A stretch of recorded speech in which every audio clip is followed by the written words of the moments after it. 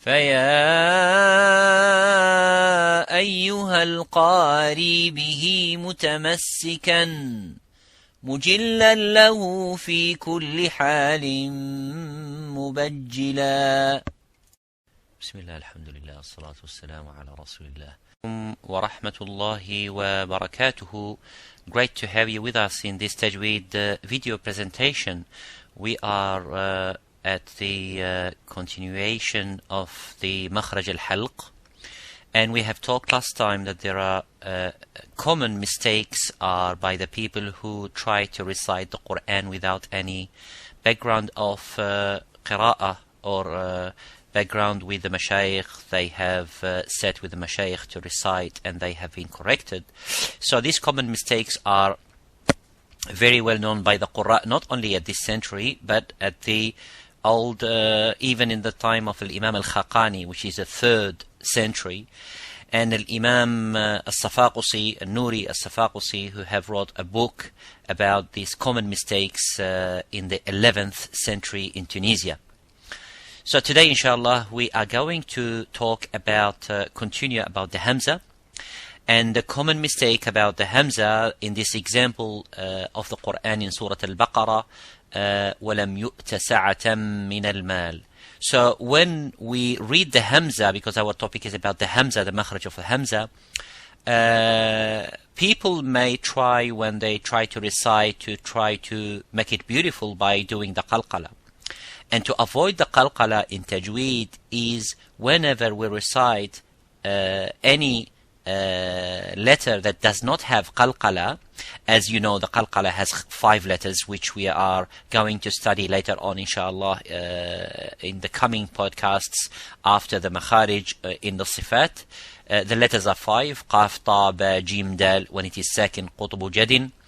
So when we read walam yu'ta, so try to walam yu'ta, walam yu'ta sa'atan min al-mal, walam yu'ta, walam, this is qalqala, yu'a, this is qalqala. So it's supposed to be there shidda, which is giving a little bit of time. The letter of Hamza, it's slightly strong, so it should be given a little bit of time in it by saying walam yu'ta sa'atan min al-mal, walam yu'ta سَعَةً مِنَ الْمَالِ. So instead of saying وَلَمْ يُؤْتَ سَعَةً مِنَ الْمَالِ, so this is the to avoid the qalqala in the letter and that echoing and vibration in the letter of the Hamza, especially when it is sakin.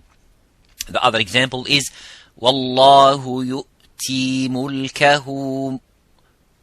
This is another at the end of the ayah, وَاللَّهُ يُؤْتِي مُلْكَهُ مَنْ يَشَاء, and then at the end is mu'minin. So يُؤْتِي, وَاللَّهُ يُؤْتِي مُلْكَهُ مَنْ يَشَاء, and at the end إِن كُنْتُم مُؤْمِنِينَ instead of مُؤْمِنِينَ. يُؤْتِي, that is the common mistake. So in this case, whenever the Hamza comes with the sukoon, try to avoid making that vibration of the echoing of the qalqala and try to give it slightly a little bit of time and pronounce it from the throat, and which is the aqsa al-halq, which is the farthest distance from the mouth. Move to the next letter. We said that the letters of makhraj al-halq, which is the point of articulation of the throat, had 6 letters.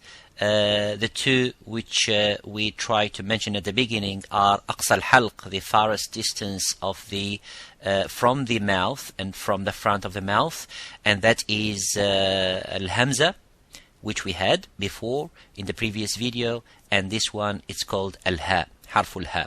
The ulama say that this harful ha, the letter of ha, it is harfun khafi. In Arabic language, the word khafi means hidden, but metaphorically this is not hidden. This is not the literal meaning here, but it means that it has all the qualities of weakness. The qualities of weakness where we're going to see after the presentation of the makharij later on in the coming weeks, inshallah. When we finish, we are going to see the qualities. The qualities, the ulama have divided them into parts of weakness and parts of strength, and then something it's called the tawassut al-bayniyya in the middle. Now, harful ha is one of the letters that has all the weak qualities. So, which means by itself it does not have that strength to be audible. So we need to give it a little bit of time. The air has to be there. The little bit of try to bring it as much as you can. We pronounce it audibly so the people can hear it. Excuse me. But the people, they try to make that ha audible and nicely pronounced, but they have some common mistakes in that. And I give you this example in the Qur'an al-Karim, which is in Surah Al-Fatiha. So among them is Ihdina as-sirata. So have a look at the ha here. It's a second letter. It has a sukoon. It is from makhraj al-halq, which is next to the hamza. So when the people try to pronounce it and give it strength, because it's weak, otherwise it becomes, if it's weak and weaker and weaker, you make it weaker, it becomes idina. So what do? We give it time and we give it air, ihdina. So if we try to give it more strength, what will happen? Ihdina. And that is really a wrong and a common mistake by saying, precising and giving more strength to the ha, which it doesn't deserve it. Ihdina, that is wrong. So by giving slightly air and slightly time, Ihdina as-sirata. And this is one. The second one is whenever the ha, because of its weakness, comes in between two letters that are strong and have the qualities of strength, such as qaf and ra.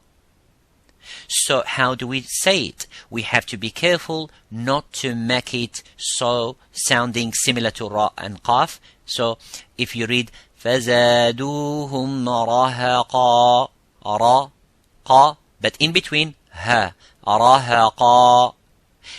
The other example also in Surah لم يكن الذين كفروا صحفا مطهرة. Muta is the mufakham, which is full mouth. Ra is strong, full mouth. But the ha is empty mouth. Muta ha ra. Mutahhara. The other example is اتقوا الله حق تقاته. And then of course this is another ayah in Surah Qaf. اتقوا الله حق.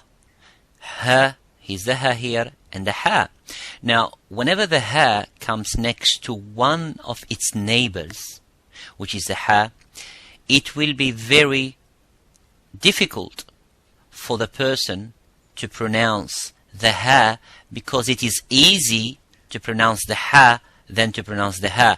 The reason the ha, it is difficult because it is far away from the mouth. So when you pronounce the lam, you are close to the makharaj of the mouth, which is at the front, and then you would not go that far. It will be difficult then to make that exercise and effort to pronounce the ha, rather because of the ha next to it, so you will drop it. So instead, اتقوا الله حق, اتقوا الله حق, ha حق, ha. So it's a little bit of no ease is there. There is no ease, and that's why it will be difficult for some people who are not trained, who have not exercised their throat for that purpose. اتقوا الله حق تقاته. And similarly here, the ha before the ha, فسبحه. So do not say فسبحه or فسبحه. سبحه. So there is two ha there instead of فسبحه. In Surah Tabbat Yada, في جيدها حبل من مسد. جيدها ح. جيدها ح. Another example in the Qur'an also related to the ha and also to the hamza.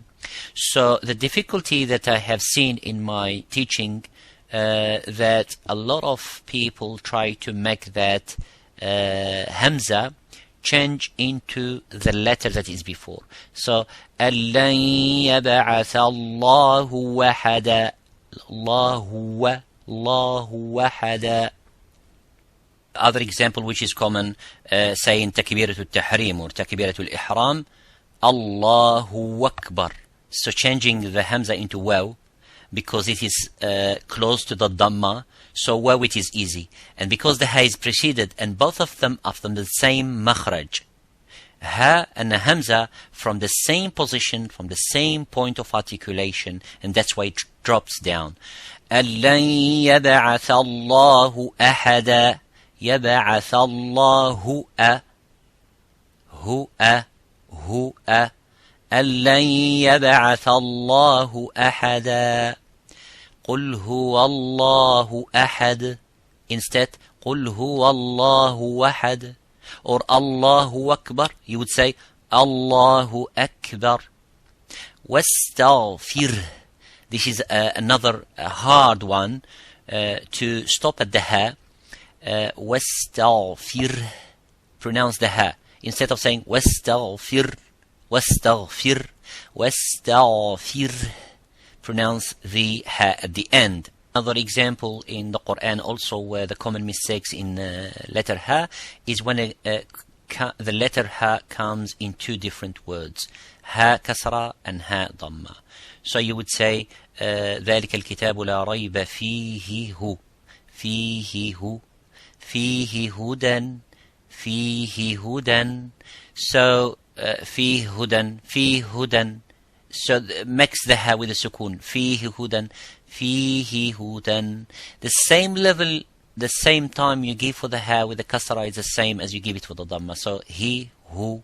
Instead of saying فيه هدى, فيه هدى, you do the ikhtilas and you absorb and swallow the ha with the kasra and you just pronounce the ha with the dhamma. Now, this is example one. The example two are the two in the bottom, not the one in the middle. I'll talk to later on, inshallah. But this one is the same as this one, but they come in one word. He. But they're similar letter. Who. Okay? So have a look at this. وَيُلْهِهِ وَيُلْهِهِمُ جِبَاهُهُمْ جِبَاهُهُمْ. So the common mistake is to say وَيُلْهِهِمُ الْأَمَلُ وَيُلْهِهِمُ الْأَمَلُ. Now, by going, when you go fast, when you read fast, وَيُلْهِهِمُ الْأَمَلُ, you are taking the time of the second letter. وَيُلْهِهِمُ الْأَمَلُ. وَيُلْهِهِ, he is the same level. Similarly here, who, جِبَاهُهُمْ. Some say جِبَاهُمْ, جِبَاهُمْ makes the idgham as if this is sukun. But جِبَاهُهُمْ وَجُنُوبُهُمْ وَيُلْهِهِمُ الْأَمَلُ. Now, the one in the middle, why I brought it here is you have to watch and observe the movement of your lips, because Arabic language, all the movements of the lips are built into short vowels, small harakat and big harakat, which is the long vowels of the letters of mad. So if we would say ma, mu, mi, my lips are moving into either sidewise by saying fatha, ma, and that's fatha means open in Arabic. Dhamma means bring together, forward, mu. So if I say the word in the Qur'an, muhtadun or muhtadin, then what happens? The meme saying mu. Not to keep the lips forward at the same level for the ha. So if you say muhtadin, you feel that your lips are in the ha are going in forward towards the dhamma. But what do? You bring it back sidewise normally. So instead of saying muhtadin, you would say muhtadin. As you say you find your lips are going sidewise. But if you say who, then the position of the lips are saying to you, say who, don't say So muhtadin, bring your lips back for but for mu, the lips have to be forward. Jazakumullahu khairan for listening to this time. So inshallah I see you in the next episode, where we are going to talk about the common mistakes of other letters of the ha and the kha and the ain حاء عين أن غين أن خاء. وبارك الله فيكم، والسلام عليكم ورحمة الله وبركاته. هنيئا مريئا والداك عليهما ملابس أنوار من التاج والحلى.